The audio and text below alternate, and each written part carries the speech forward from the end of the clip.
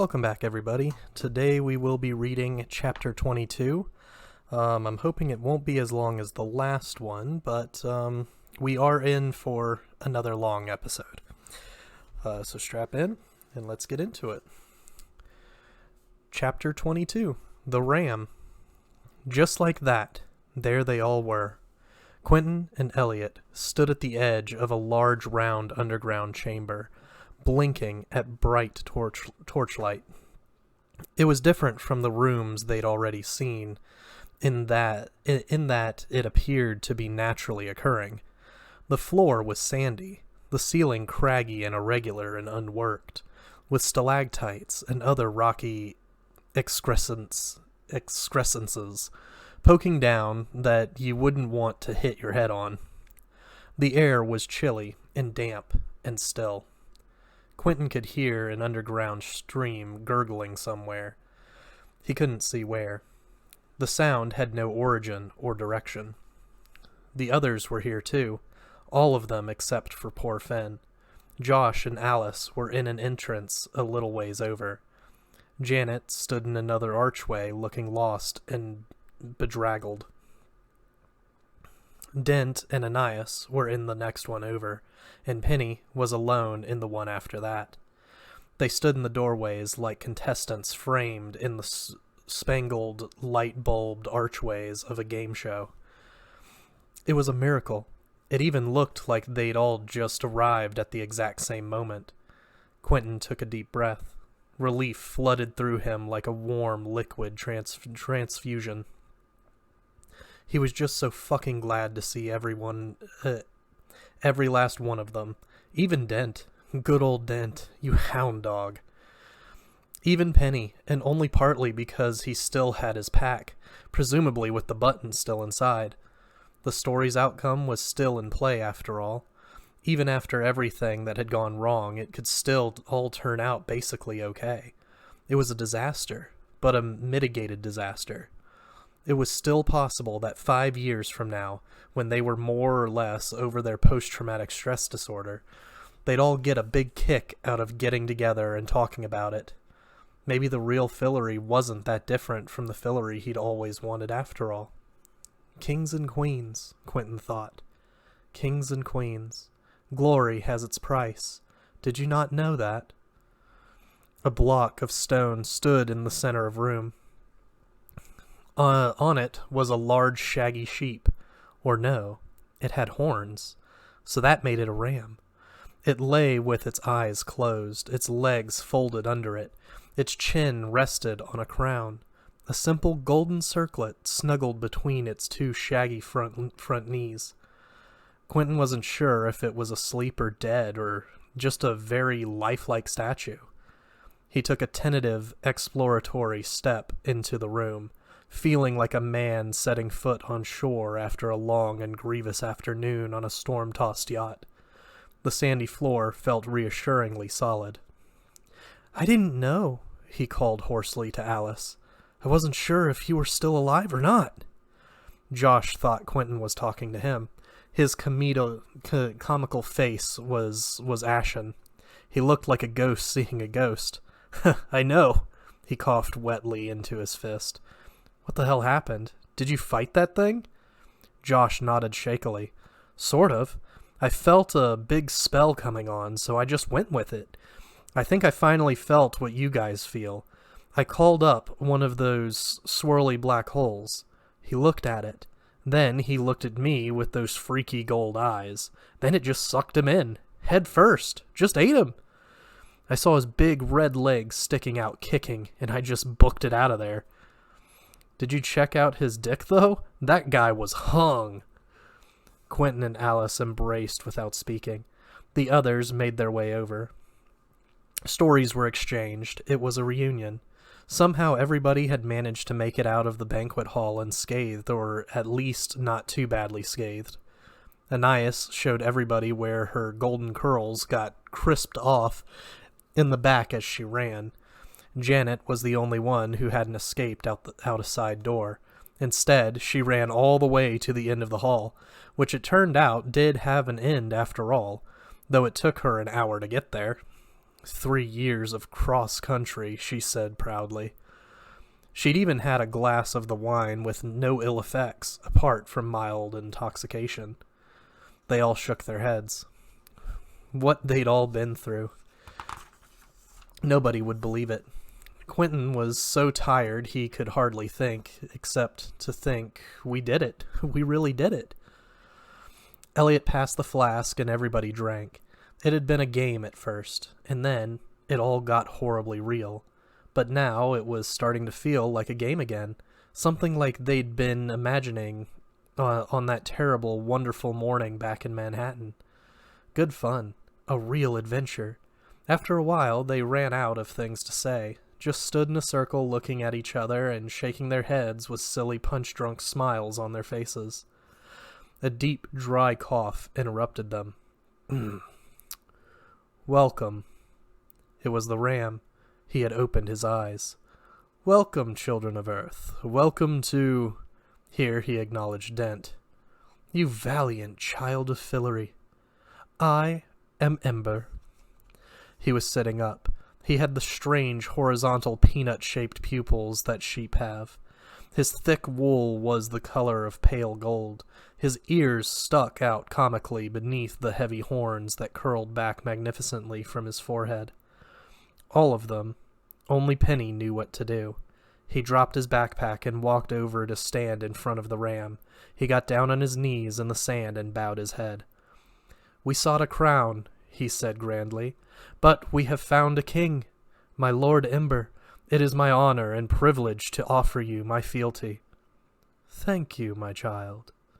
The Ram's eyes half closed gravely and joyfully. Thank God, was all Quentin could think. Literally, thank God. It was really him. It was the only explanation. It wasn't like they'd done anything especially heroic to deserve this reversal of fortune. Ember must have brought them here. He had saved them. This was it. The closing credits. They'd won. The coronation could begin. He looked from Penny to the Ram and back. He could hear feet shuffling on the sandy floor. Somebody else besides Penny was kneeling. Quentin didn't turn to see who. He stayed standing. For some reason, he wasn't ready to kneel down. Not yet. He would in a minute, but somehow this didn't feel like the moment.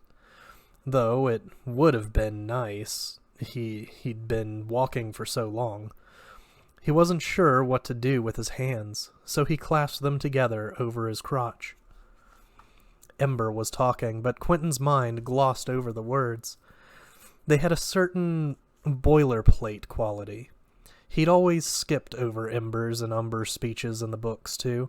Come to think of it, if this was Ember, where was Umber? Normally, you never saw them apart. With your help, it is time we resumed our rightful stewardship over this land.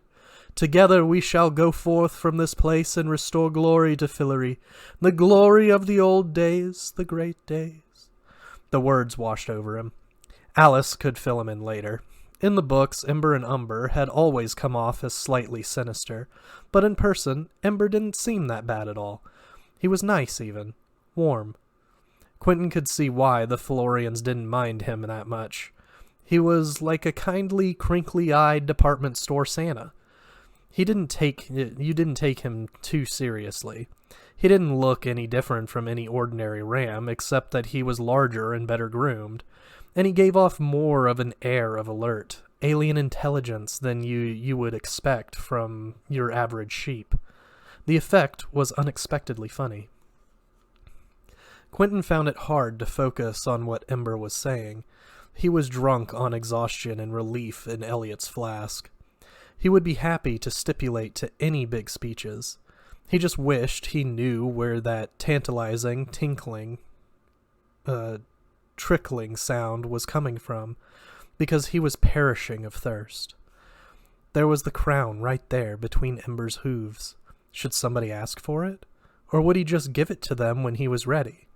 It was ridiculous, like a question of dinner party etiquette, but he supposed the Ram would give it to Penny now as a reward for his prompt display of sycophancy.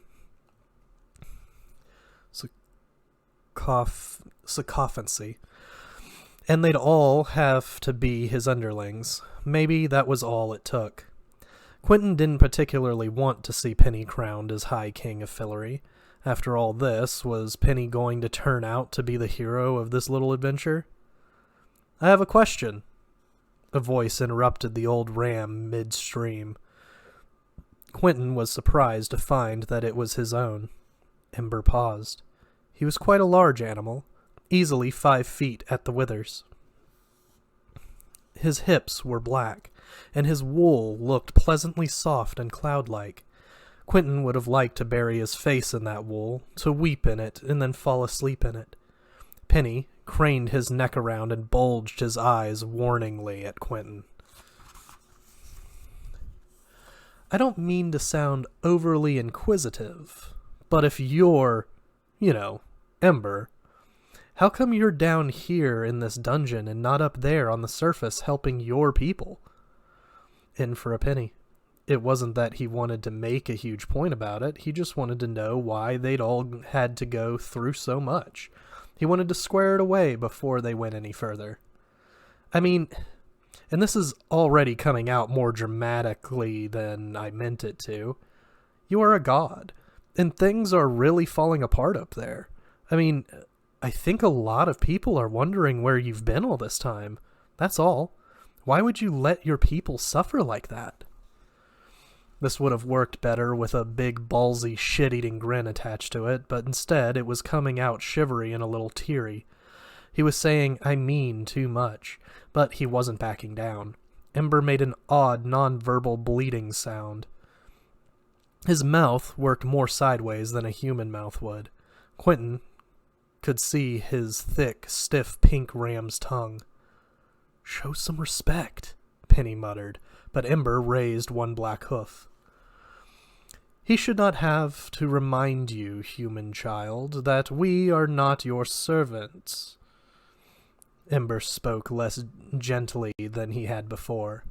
"It is not your needs that we serve, but our own.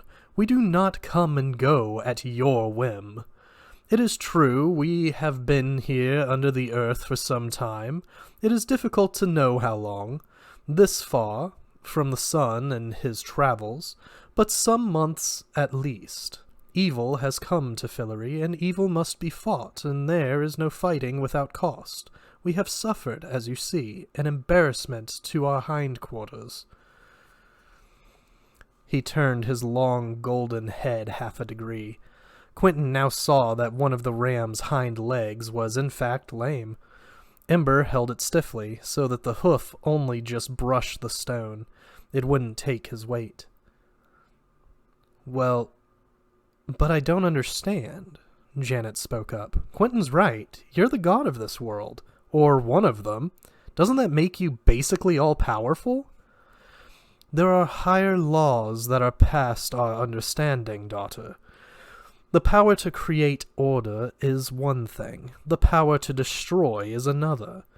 Always they are in balance, but it is easier to destroy than to create, and there are those whose nature it is to love destruction."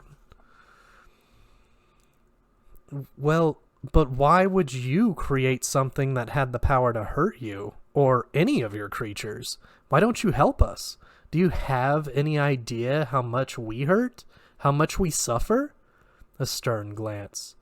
"I know all things, daughter." "Well, okay, then know this." Janet put her hands on her hips. She had struck an unexpected vein of bitterness in herself, and it was running away with her. "We human beings are unhappy all the time. We hate ourselves and we hate each other, and sometimes we wish you, or whoever had never created us, or this shit-ass world, or any other shit-ass world. Do you realize that? So next time you might think about not doing such a half-ass job." A ringing silence followed her outburst. The torches guttered against the walls. They'd left streaks of black soot all the way up to the domed ceiling. It was true, what she was saying. It made him angry. But there was something about it that made him nervous, too. "You are Incensed, daughter. Ember's eyes were full of kindness. I'm not your daughter, she crossed her arms. And yeah, no shit I'm incensed. The great old ram sighed deeply. A tear formed in his great liquid eye, spilled over, and was absorbed into the golden wool on his cheek. In spite of himself, Quentin thought of the proud Indian in the old anti-littering commercials. From behind him, Josh leaned into Quentin's shoulder and whispered, Dude, she made Ember cry. The tide of evil is at the full, the ram was saying, a politician staying relentlessly on message. But now that you have come, the tide will turn. But it wouldn't. Suddenly Quentin knew it. It all came to him in one sick flash. You're here against your will, he said. You're a prisoner down here, aren't you? This wasn't over after all. Human, there is so much you do not understand. You are still but a child. Quentin ignored him. That's it, isn't it? That's why you're down here. Somebody put you down here, and you can't get out. This wasn't a quest. This was a rescue mission.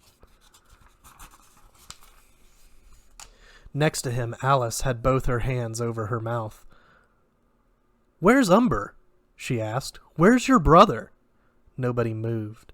The ram's long muzzle and black lips were still and unreadable. Elliot rubbed his chin, calmly assessing. It is possible. Umber's dead, isn't he? Alice said dully. This place isn't a tomb, it's a prison. Or a trap, Elliot said. Human children, listen to me, Ember said. There are laws that go far beyond anything in your understanding. I've heard pretty much enough about my understanding, Janet snapped. But who did it? Elliot stared down at the sand, thinking fast. Who even has the muscle to do this to Ember, and why? I suppose it was the Watcher woman, but this is all very odd. Quentin felt a prickling in his shoulders. He looked around at the dark corners of the cave they were in. It wouldn't be long before whatever had broken Ember's leg turned up, and they would have to fight again.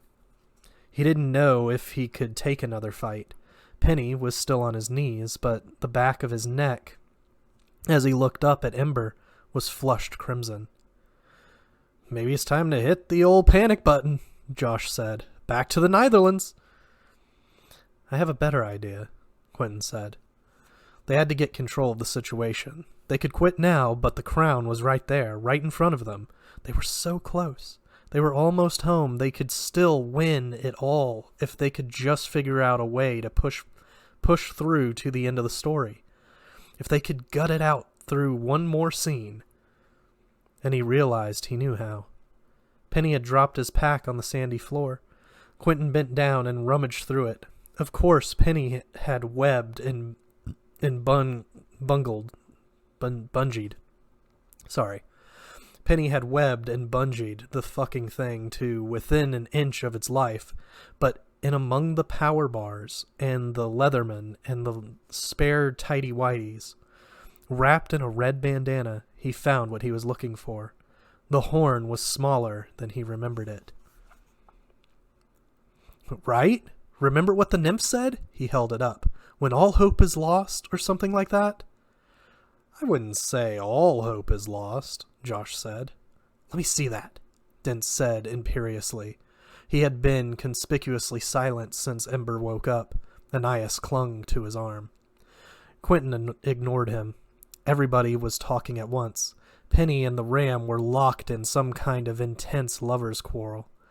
Interesting, Elliot said. He shrugged. It might work. I'd rather try that than go back to the city.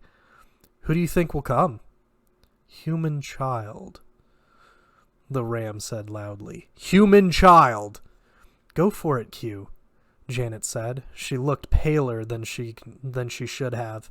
It's time. Go for it. Alice just nodded gravely. The silver mouthpiece tasted metallic against his lips, like a nickel or a battery. The breath he took was so deep that pain lanced hotly into his shoulder as his ribs expanded. He wasn't sure exactly what to do. Purse his lips like a trumpeter, or blow into it like a kazoo. But the ivory horn produced a clear, even, high note, as gentle and as round as a French horn, winded by a seasoned symphony player in a concert hall. Everybody stopped talking and turned to look at him. It wasn't loud exactly, but it made everything else quiet around it, so that it was instantly the only sound in the room, and everything resonated with its pure, simple strength. It was natural and perfect, a single note that sounded like a grand chord. It went on and on. He blew until his lungs were empty. The sound echoed and faded away, gone as if it had never been. The cavern was still. For a moment, Quentin felt ridiculous, like he'd just blown a noisemaker. What was he expecting anyway? He really didn't know. There was a snuffling sound from Ember's pedestal. "Oh, child," came the ram's deep voice. "Don't you know what you have done?" "I just got us out of this mess. That's what I've done." The ram drew himself up. "I am sorry you came here," Ember said. "Children of Earth, no one asked you to come. I am sorry that our world is not the paradise you were looking for, but it was not created for your entertainment. Fillory." The old ram's jowl shook. "Is not a theme park for you and your friends to play dress-up in with swords and crowns." He was visibly mastering some powerful emotion. It took Quentin a moment to recognize it. It was fear. The old ram was choking on it. "That's not why we came here, Ember," Quentin said quietly. "Is it not?" Ember said, basso profundo. "No, of course it is not." His alien eyes were hard to meet, with their molten yellow whites and black pupils like figure eights on their sides, symbols of infinity.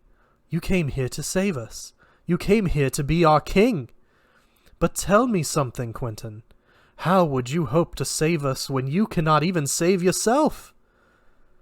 Quentin was spared the necessity of answering, because that was when the catastrophe began. A small man in a neat gray suit appeared in the cave. His face was obscured by a leafy branch that hung in front of it in midair. He looked exactly the way Quentin remembered. The same suit, the same club tie. His face was no less illegible. He held his pink, manicured hands clasped urbanely in front of him. It was as if Quentin had never left the classroom where he first appeared. In a way he supposed he never had.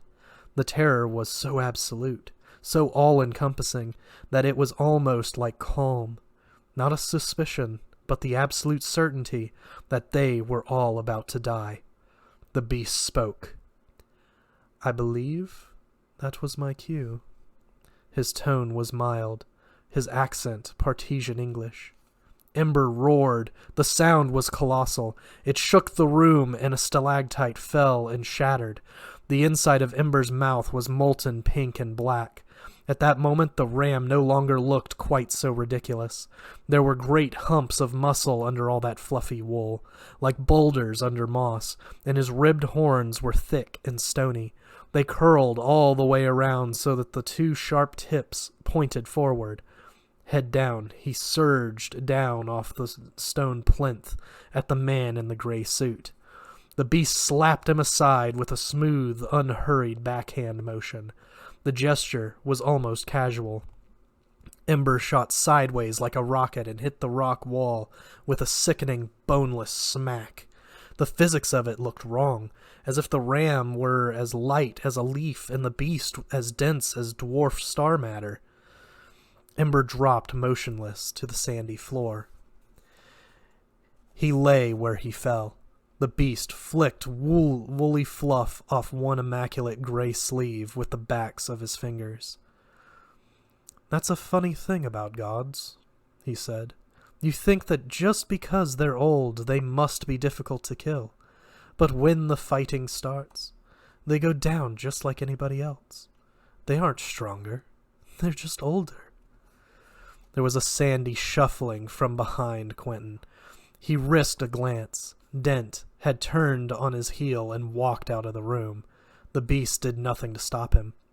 Quentin suspected the rest of them wouldn't get off that easily. Yes, he was one of mine, the beast said. Farvel was too. If you want to know the whole truth, the birch tree, you remember him? They mostly are. The ram's time is over. Fillory is my world now. It wasn't a boast, just a statement of fact. Fucking Dent, Quentin thought, and I pretended to like his stupid vest. I think you'd come for me. It's hardly a surprise. I've been waiting for you for ages. But is this really all of you? It's a bad joke, you know. He gave an incredulous snort. You've no chance at all. He sighed. I suppose I won't be needing this anymore. I'd almost gotten used to it. He almost, absent-mindedly, the beast plucked the branch that hung in front of his face with a thumb and forefinger, as if he were taking off a pair of sunglasses, and tossed it lightly aside. Quentin cringed. He didn't want to see its real face, but it was too late, and it turned out he had nothing to worry about, because it was an utterly ordinary face. It could have been the face of an insurance adjuster, round, mild, soft-chinned, boyish. Nothing? You don't recognize me. The beast strode over to the stony plinth, picked up the crown that still lay there, and placed it on his graying temples. My God, Quentin said. You're Martin Chatwin. In the flesh, the beast announced cheerfully. And my, how I've grown. I don't understand, Alice said shakily. How can you be Martin Chatwin? But surely you knew. Isn't that why you're here? He searched their faces, but got no answer. They were frozen in place, not magically this time, just paralyzed the regular way with fear. He frowned. Well, I don't suppose it matters. But I would have thought that was the whole point. It's a little insulting, really. He pouted for show, a sad clown. It was disturbing to see a middle-aged man with the mannerisms of a little English schoolboy. It really was him. He hadn't grown up at all. He even had a curiously miniature asexual quality, as if he'd stopped growing the moment he'd run away into the forest. What happened to you? Quentin asked. What happened? The beast spread his arms triumphantly. Why, I got what I wanted. I went to Fillory, and I never came back. It was all becoming clear. Martin Chatwin hadn't been stolen by monsters. He had become one. He had found what Quentin thought he wanted. A way to stay in Fillory, to leave the real world behind forever, but the price had been high. I wasn't going to go back to Earth after I'd seen Fillory. I mean, you can't show a man paradise and then snatch it back again. That's what gods do. But I say, down with gods. It's amazing what you can accomplish if you put your mind to it. I made some very interesting friends in the Darkling Woods. Very helpful chaps. He spoke genially, expansively, like a toastmaster at a dinner party. Mind you, the kinds of things you have to do to work that kind of magic, well, your humanity is the first thing to go. You don't stay a man once you've done the things I've done. Once you know the things I know, I hardly miss it now. Friends, Quentin said dully. You mean the Watcher woman? The Watcher woman? Martin seemed to find this hilarious. Oh my, that is amusing. Sometimes I forget what's in those books. I've been here a very long time, you know. I haven't read them in centuries. No, not the Watcher woman. Goodness. The crowd I run with would make her look like... Well, they make her look like you. Amateurs. But enough chit-chat. Who's got the button? The button was, of course, in Penny's bag, which lay right at Quentin's feet. I did this, he thought, with a pang that rang all the way through him. This is twice. Twice I've summoned the beast. I'm a curse on everyone around me. Button, button, who's got the button? Who's got it? Penny began backing away from the thing in the gray suit. At the same time, starting up a spell. Another secret weapon, maybe. Quentin didn't recognize it, but Martin moved invisibly fast, like a poisonous fish striking. In a blur, he had both of Penny's wrists in the grip of one hand. Penny struggled wildly. He bent at the waist and kicked Martin in the stomach, then braced his legs against his chest and pushed to try to get free, grunting with the effort. The beast barely seemed to notice. I'm afraid not, dear boy, he said. He opened his mouth wide, too wide, as if his jaw were unhinging like a snake's, and placed both of Penny's hands in his mouth. He bit them off at the wrists. It wasn't a clean bite. Martin Chatwin had blunt human teeth, not fangs, and it took an extra shake of his calm, middle-aged head to fully crush the wrist bones and detach Penny's hands. Then the beast dropped him, chewing busily, and Penny fell back on the sand. Arterial blood sprayed crazily from the stumps. Then he rolled over, and they were underneath him. His legs thrashed like he was being electrocuted. He didn't scream, but frantic snuffling noises came from where his face was pushed into the sandy floor. His sneakers scrabbled in the dirt. The beast swallowed once, twice, his Adam's apple bobbing. He grinned, almost embarrassed, holding up one finger while he chewed. Give me a moment. His eyes narrowed with pleasure. Shit, somebody wailed, high and desperate. Ananias. Now, Martin Chatwin said, when he could speak again. I'd like the button, please. They stared at him. Why? Elliot said numbly. What are you? Martin took out his handkerchief and dabbed Penny's blood from the corner of his mouth. Why, I'm what you thought that was. He indicated Ember's motionless body. I'm a god. Quentin's chest was so tight that he kept taking tense, irregular little breaths in and out. But why do you want it? He asked. Talking was good. Talking was better than killing. Just tying up loose ends, Martin said. I would have thought it was obvious. The buttons are the only things I know of that could force me to return to Earth. I've got almost all of them rounded up. Just one more after this. Goodness knows where the bunnies got them. I still haven't figured that out. Do you know, when I first ran away, they hunted me like an animal? My own siblings? They wanted to bring me home, like an animal. His urban manner cracked for an instant. Later, Ember and Umber came looking for me too, to try to deport me. But by then, it was much too late for that. Much too late. I was too strong even for them. That bloody cunt of a watcherwoman is still at it, with her damned clock trees, mucking about with time. Even now their roots go halfway through this bloody world. She's next after you. She's still got a button. The last one. Once I've got hers, I really don't think there'll be any way to get rid of me at all. Penny rolled over onto his side. He looked up at Quentin, his face strangely ecstatic.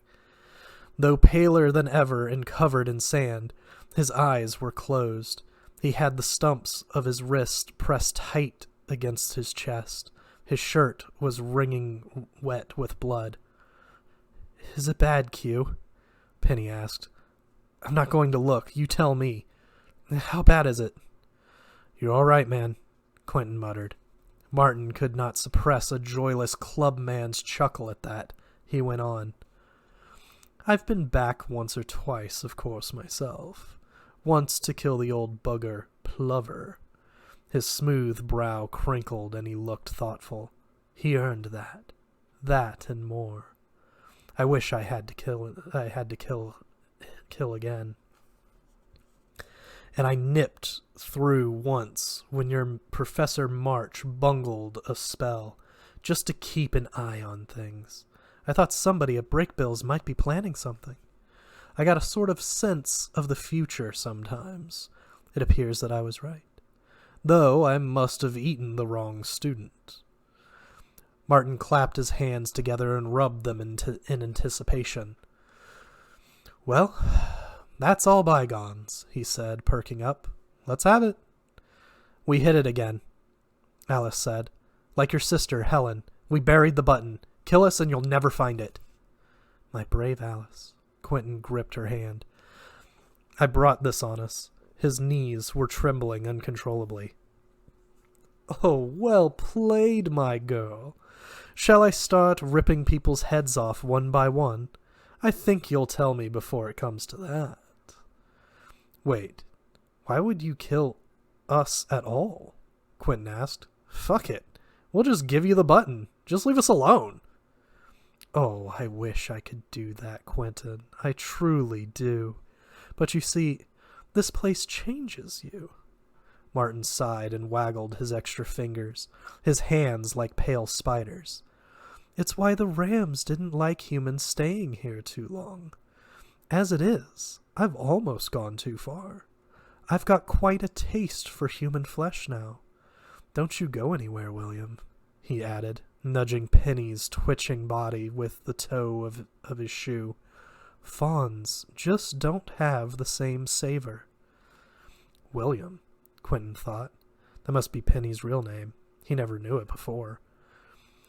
And you know, I can't have you lot running around trying to overthrow me. Treason, that is. Everybody notice that I've crippled your principal spellcaster? You got that? You pathetic fucker, Quentin said evenly. It wasn't even worth it. Well, was it? That's the funny part. You came here for the same reason we did, and are you happy now? You found out, didn't you? There's no getting away from yourself, not even in Fillory.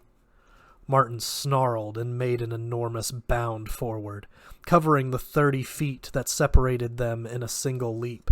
At the last second, Quentin turned to run, but the monster was already on his back, his teeth in Quentin's shoulder, his arms hugging Quentin's chest. The beast's jaws were like huge hungry pliers gripping his collarbone. It bent and cracked sickeningly. The jaws re-gripped, getting a better hold on him. Quentin heard himself make an involuntary groan as the air was crushed out of his lungs. He was so afraid of the pain, but when it came down to it, it wasn't so much the pain as the pressure, the incredible, unbearable pressure. He couldn't breathe. Quentin thought for an instant he might be able to manage some magic, maybe something grand and strange like he had that first day at Brakebills in his examination. But he couldn't speak to cast a spell. He reached back with his hands. Maybe he could find Martin's eyes with his thumbs or rip his ears. But all he could do was pull Martin's thin, gray English hair. Martin's panting breath roared in Quentin's ear like a lover's. He still looked mostly human, but at this range he was pure animal, snuffling and growling and reeking of alien musk. Tears started from Quentin's eyes. It was all ending now. This was the big finale. Eaten alive by a Chatwin for the sake of a button, it was almost funny. He'd always assumed he'd survive, but everybody assumes that, don't they? He thought it would all be so different. There must have been a better way. What had been his first mistake? There were so many. But then the pressure was gone, and his ears were ringing. Alice had her pale fingers wrapped in a double fist around Janet's blue-black revolver. Her face was white, but her hands were steady. She fired 2 more shots, broadside, into Martin's ribs. Then he turned to face her, and she fired straight into his chest. Pulverized bits of the beast's suit and tie spun and floated in the air. Quentin thrashed forward, a primordial fish heaving itself up onto a sandy bank, sucking wind, anything to get away. Now, the real pain was coming. His right arm was numb and dragging and not quite as firmly attached to him as he was used to. He tasted blood in his mouth. He heard Alice fire twice more. When he thought he was far enough away, he risked a look back. His peripheral vision was going gray around the edges. It was closing in a circle, like the final moments of a Porky Pig cartoon. But he could see Alice and Martin Chatwin facing each other across 10 empty paces of sand. Out of bullets, she tossed the revolver backhand back to Janet. "All right," she said quietly. "Let's see what else your friends taught you." Her voice sounded very small in the silent cave, but not afraid. Martin regarded her with bemused curiosity. He cocked his head at an angle. What was she thinking? Was she really going to try to fight him? 10 long, still seconds ticked by. When he rushed her, Alice was ready. She was the only one. There was no warning. He went at her from a standing start. First, he was still. Then, he was a blur. Quentin didn't know how she could react so fast, when he could barely track Martin's movements, but before the beast was even halfway to her, she had him up in the air, his legs churning pathetically, gripped in an iron kinetic spell. She slammed him to the ground so hard he bounced. He was on his feet again, almost at once, smoothing out his suit, and he came at her again without even seeming to set himself. This time she stepped to one side like a matador, and he blew past her. Alice was moving like the beast now. She must have sped up her own reaction time the way Penny had with the arrow. With a massive effort, Quentin pushed himself up till he was half sitting. Then something gave in his chest, and he collapsed back down again. "Are you following this?" Alice asked Martin. There was a growing confidence in her voice, as if she was trying bravado on for size and finding that she liked it. "You didn't see it coming, did you? And this is just straight Flemish praxis. Nothing else. I haven't even gotten to any Eastern material yet." With a crack, the beast snapped off a stalagmite at the base and whipped its sidearm at Alice, but the stone spear burst in midair before it reached her. Fragments whined away in all directions. Quentin wasn't tracking it at all. But he didn't think she'd done that. The others must be backing her up, a phalanx with Alice at the head. Though Alice was way ahead of them. Maybe poor Penny could have followed what she was doing, but Alice was in a place Quentin hadn't known she could go. He was a magician, but she was something else, a true adept. He had no idea she was so far behind. She was so far beyond him. There was a time when he might have felt envious of her, but now he felt only pride. That was his Alice. Sand rushed, hissing from the floor in a shroud, like a swarm of enraged bees, and wrapped itself around Martin's head. Trying to penetrate his mouth and nose and ears, he twisted and flailed his arms frantically. "Oh, Martin." A smile played at the corners of her mouth. It was almost wicked. "That's the trouble with monsters. No theoretical rigor. No one ever made you iron out of your fundamentals, did they? If they had, you certainly wouldn't fall for this." In his blinded state, Martin walked straight into a fireball a la Penny that burst over him. But Alice didn't wait. She couldn't afford to. Her lips never stopped moving, and her hands never stopped their fluid, unhurried motions. One spell rolling right over into the next. It was high-stakes blitz chess. The fireball was followed by a glimmering spherical prison, then by a toxic hail of magic missiles. She must have taken apart that spell and supercharged it so that it yielded a whole flock of them. The sand she'd whipped up from the floor gathered and fused into a faceless glass golem, which landed 2 jabs and a roundhouse punch before Martin shattered it with a counterpunch. But he seemed disoriented. His round English face was an ominous flustered red. A colossal, crushing weight seemed to settle on his shoulders, some kind of invisible yoke that took him down to one knee. Ananias projected an ochre lightning strike at Martin that left behind a bloodshot afterimage on Quentin's retinas. And Elliot and Josh and Janet had joined hands and were sending a hail of rocks that beat on his back. The room was full of a babble of incantations, but Martin didn't seem to notice. Alice was the only one he saw. From a half-crouch, he lunged at her across the sand, and some kind of phantasmal armor materialized around her, like nothing Quentin had ever seen before, silvery and translucent. It flickered in and out of visibility. The beast's fingers slid off it.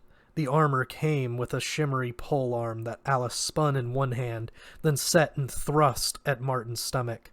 Sparks flew between them. "Fergus's spectral armory," she shouted.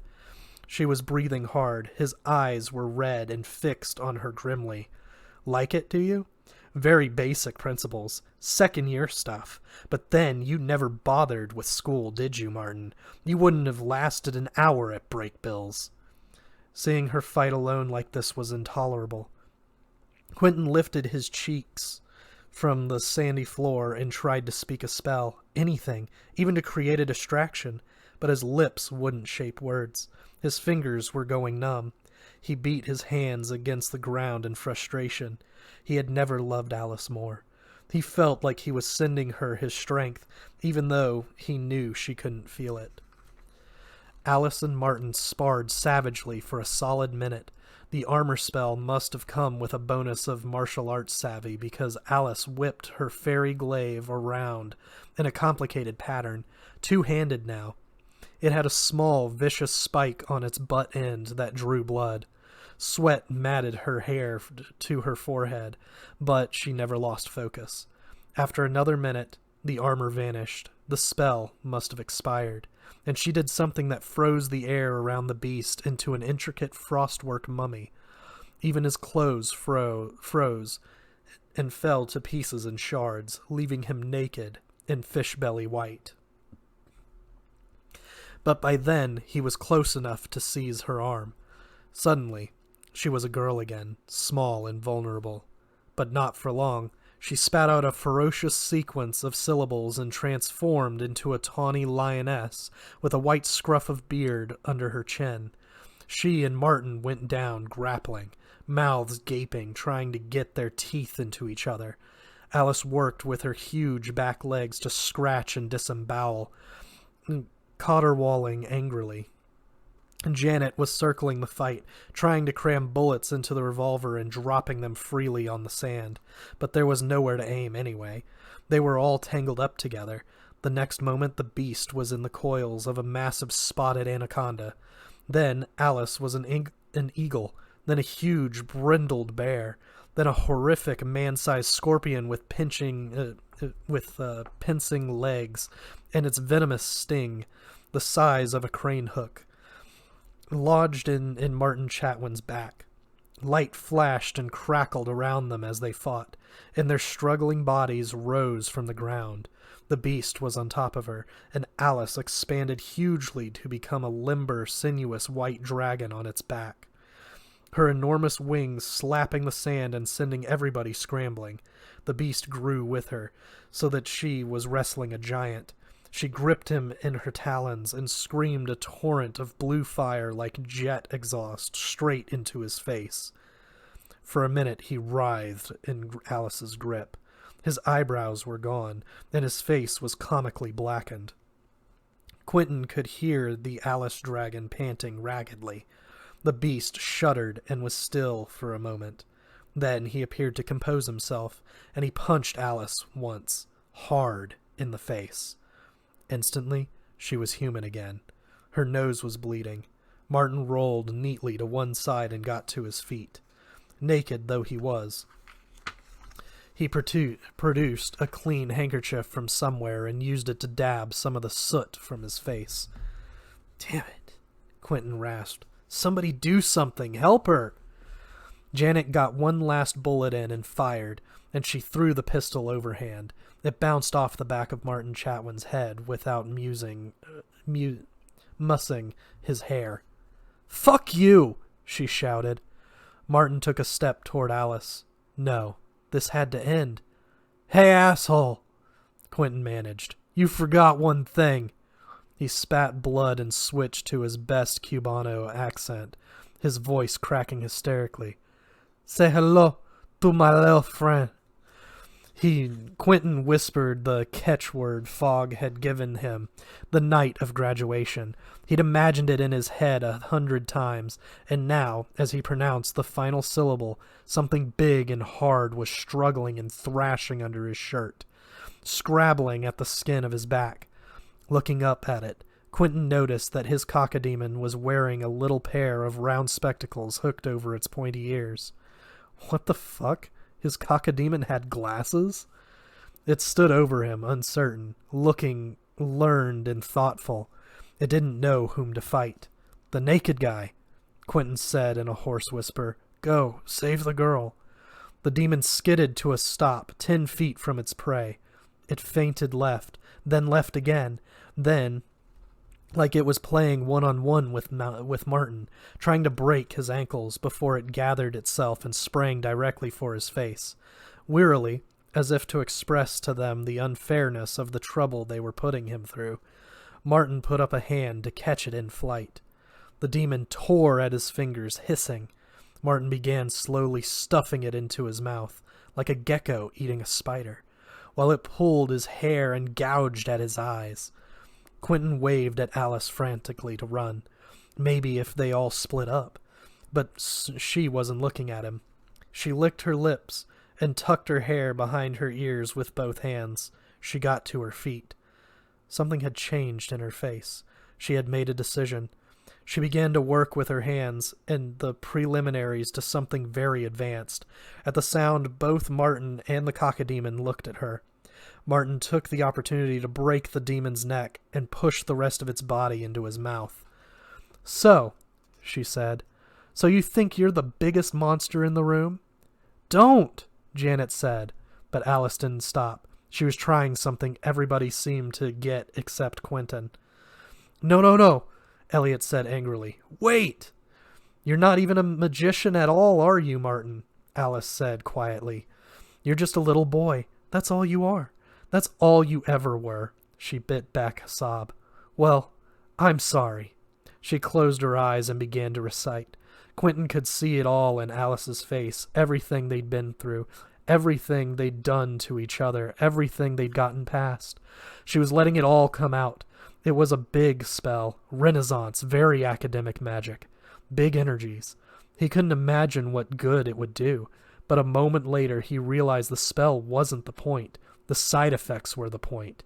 He began scratching his way toward her, anything he could do to get closer. He didn't care if it killed him. "No!" he shouted. "No!" The blue fire began in her fingertips and spread, inexorably. Through her hands and up her wrists, it lit up her face. Alice opened her eyes again. She regarded it with fascination. "I'm on fire!" she said almost in her normal voice. "I didn't think... I'm burning!" And then, in a rising shriek that could have been agony or could have been ecstasy, "I'm burning! Oh God, oh Quentin, I'm burning! It's burning me!" Martin halted his slow advance to observe as Alice became a Niffin. Quentin couldn't see his expression. Alice took a step backward and sat down, still staring at her arms. They were now blue fire up to the shoulders. They were like two highway flares. Her flesh was not consumed, but strangely replaced by the fire that was chewing through it.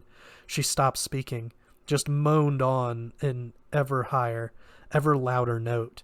Finally, as the blue fire rose up her neck, she threw back her head and opened her mouth wide, but no more sound came out. The fire left behind it a new Alice, one that was smaller and made of something like blue glowing glass, fresh and hot from the furnace. The process flooded the cavern with blue light. Even before the transformation was complete, Alice had left the ground. She was pure fire now, her face full of that special madness belonging to things that are neither living nor dead. She floated above the floor as easily as if she were floating in a swimming pool. The spirit that had replaced Alice, the Niffin, regarded them neutrally with furious, insane, empty sapphire eyes. For all her power, she looked delicate, like she was blown from Murano glass. From where he lay, Quentin watched with detached academic interest, through a red haze of agony. The capacity for terror or love or grief or anything but pain had gone along with the peripheral vision. She was not Alice. She was a righteous, destroying angel. She was blue and nude and wore an expression of irresistible hilarity. Quentin had stopped breathing. For a moment, Alice hovered before the beast, incandescent with anticipation. At the last instant, he appeared to sense that the odds had shifted and began to step backward. Then he bolted in a blur. But even then, he was too slow. The angel had him by his gray, conservatively cut hair. Bracing her other hand on his shoulder, she tore Martin Chatwin's head off his neck with a crisp, dry, ripping sound. All of this action had become too exhausting for Quentin to watch. He clung to it like a faltering radio signal, but it was so hard to maintain clear reception. He rolled languorously over onto his back. His mind had become a loopy parody of itself, stretched thin as taffy, translucent as cellophane. Something unspeakable had happened, but he couldn't keep hold of it. Somehow the world as he knew it was no longer there. He'd managed to find a reasonably soft, sandy patch of floor to recline on. It was thoughtful of Martin, really, to have brought them to a room where the sand was so deliciously fine and cool. Although it was a shame that this clean, white sand was now almost entirely saturated with blood, his and Penny's. He wondered if Penny was still alive. He wondered if it would be at all possible to pass out. He wanted to fall asleep and never wake up. Quentin heard the scuff of a fine leather shoe, and Elliot loomed into the patch of ceiling directly above him, then passed by. From somewhere ambiguous in space and time, Ember's voice reached Quentin. Not dead yet, he thought. Tough bastard. Or maybe he was just imagining it. You have won, the ram's voice bleated from the shadows. Take your prize, hero. Elliot picked up the golden crown of the High King of Fillory. With an inarticulate cry, he threw it like a discus off into the darkness. The last dream was broken. Quentin either fainted or died. He didn't know which. That's it for Chapter 22. We'll see you guys next time with Chapter 23.